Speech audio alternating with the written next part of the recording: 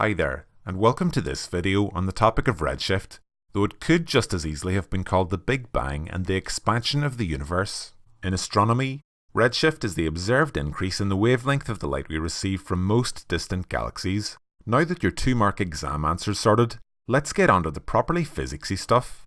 Take a look at this diagram. It's of something called the absorption spectrum of a star.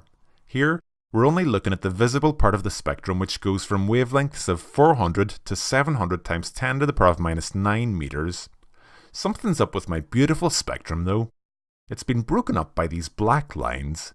These are called absorption lines, or sometimes just lines for short. As light leaves a star, certain wavelengths or colours will be absorbed by elements within its atmosphere. The wavelengths which are absorbed actually depend on the elements present, and this is how we can work out the chemical makeup of a star. So far so good then. As you can see, this diagram has shown us the positions of these lines in the light we receive from the sun. If we look at the spectrum of light from a similar star in a distant galaxy though, we discover something a little strange. All of the same lines are present, but they've been shifted to the right, towards the longer wavelength, red end of the spectrum. We say that the light from the distant galaxy has been red shifted.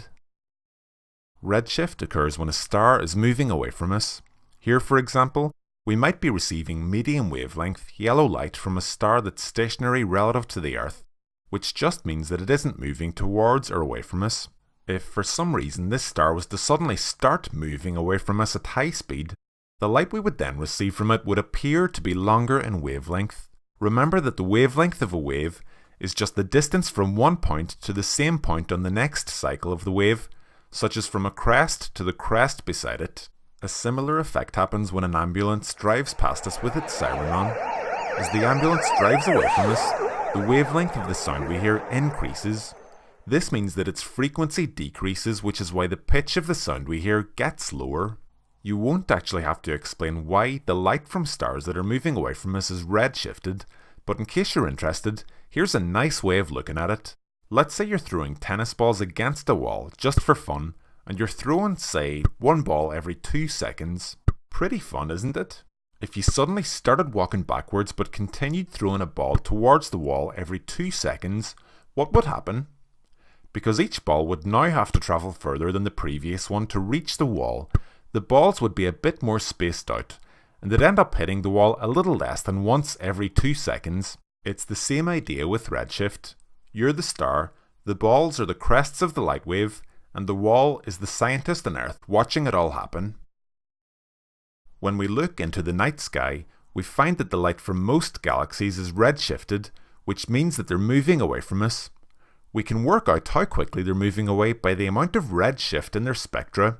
A trend we see is that the speed at which each of these galaxies is moving away from us is proportional to its distance from us. So double the distance means double the speed. In other words, if the distance to the galaxy increases from r to 2r, the speed increases from v to 2v. On a graph, this relationship, which is known as Hubble's law, looks like this, a straight line through the origin.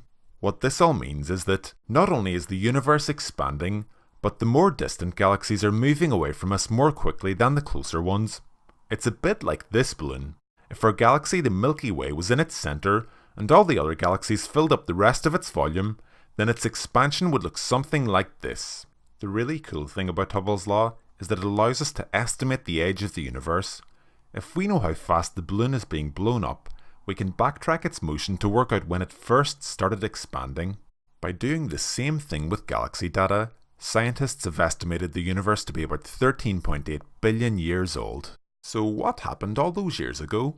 The Big Bang Theory says that the universe began from a single point which contained all of its mass and energy. It expanded really quickly for a very short time, then a little less quickly, but still pretty quickly, and is still expanding today, 13.8 billion years later. This is the picture we had of the Big Bang up until the 1990s. We thought we had it sussed. But recent measurements suggest that the universe might actually be expanding more quickly as time goes on.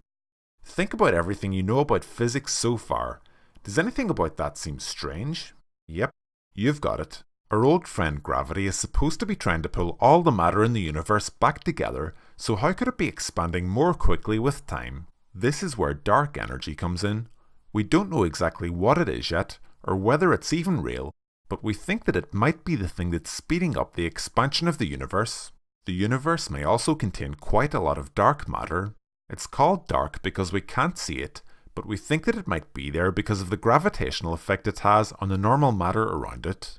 Incredibly, that brings us to the end of this video, this topic, and the entire GCSE course. Well done you. As always, have a go at the exam style questions, keep on working on the trickier topics, and best of luck with your exams. If you've actually spent all those hours listening to the sound of my voice, you really do deserve to do well.